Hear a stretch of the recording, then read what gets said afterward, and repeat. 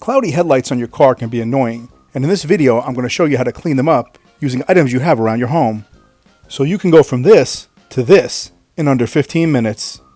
I want to set the right expectations though. This process will clear the cloudiness but will not remove scratches. But as you can see, there's a noticeable improvement. Begin by squeezing about a tablespoon of toothpaste into a cup. It's better if you use toothpaste with baking soda, but if you don't have any of that, just add a little baking soda to the mixture. Next, you'll add a few drops of water and then mix it all together with a Q-tip. Begin by thoroughly cleaning your headlights so there's no dust or dirt on them before you add the mixture.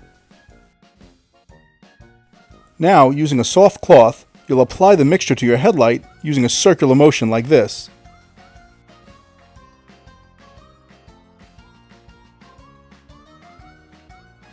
Next, you'll dip a toothbrush into some warm water and then scrub the mixture into the headlight.